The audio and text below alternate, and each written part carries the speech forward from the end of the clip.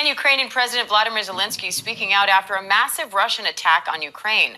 Officials say Russia launched more than 260 drones hitting energy and gas infrastructure targets.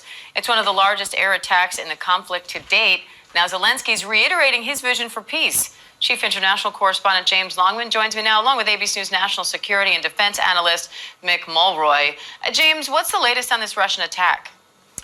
Well, Diane, Vladimir Putin is taking his chance to turn up the pressure on Ukraine, especially after that disastrous press conference at the White House last week. Now is as good a time as any to try to turn the Ukrainian people against Zelenskyy. It's been part of his the pattern that we've seen over these years of war. But this, as you say there, one of the most significant attacks since the war began, more than 260 missiles and drones fired at energy infrastructure, trying to, yes, hinder the war effort, but also make life really difficult for regular people. And that's exactly what President Zelenskyy said. He took to social media to say this is once again Russia trying to make life difficult for normal people. But he drew attention to the help he received in trying to bring these drones and missiles down from the French. They deployed F-16s and Mirage jets to intercept these projectiles, which they did mostly successfully. And President Zelenskyy there drawing attention to European help in fighting this war or defending Ukraine from the Russian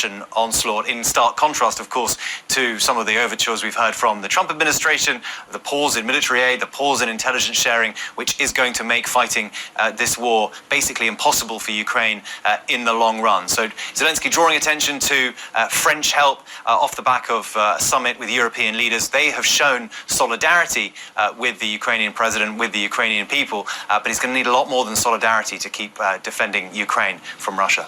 And Mick, President Trump's decision to pause military aid and intelligence sharing has raised concerns that Ukraine's air defenses will be less effective. What kind of an impact could that have?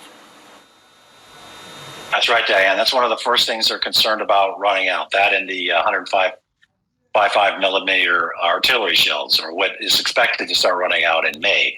And of course, part of intelligence is offensive, but part of it is defensive. So to the extent that we cut out our intelligence sharing with Ukraine, that could leave them more vulnerable to these attacks, not knowing when they're launched and which direction they're coming from. So that's a big concern, I think, of the Ukrainians and obviously their NATO partners, it should be, including ourselves. And the United States, President Trump said this morning that acknowledged this attack and said he was looking at significant sanctions on Russia. So hopefully that got their attention.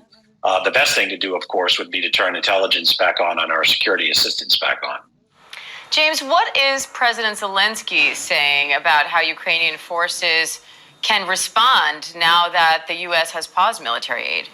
Well, by most estimates, the Ukrainians believe that they can continue fighting for a year without American help. Whether or not that's true, we just heard there from Mick. I mean, intelligence sharing is crucial in fighting Russia for, communications and satellite imagery, all that kind of stuff. So that is yet really to be seen whether or not they can keep going. But he's striking a very conciliatory tone. He took to social media basically to say, last week's meeting was unfortunate, but I'm ready for peace. I'm ready to make a deal. He wants a truce in the sky and in the sea, is what he says, to try to stop Russia from continuing these aerial bombardments.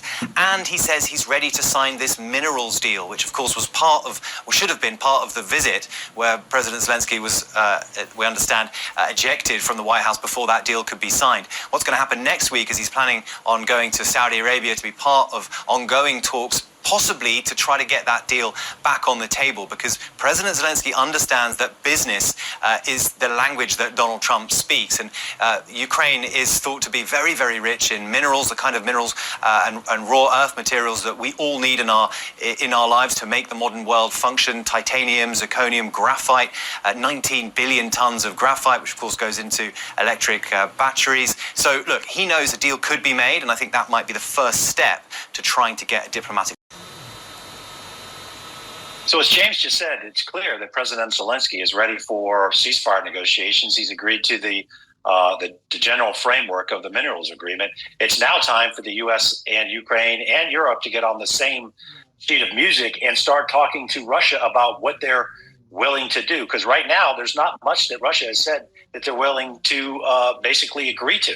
It's really going to take two parts to this conflict to have a ceasefire agreement. And obviously the aggressor, the one that launched this war unprovoked is going to have to agree to it. It's time for the U.S. and Europe to actually put things on the table that will be of consequence to Russia, which could include increasing support to Ukraine. James Longman, Mick Mulroy, thank you both.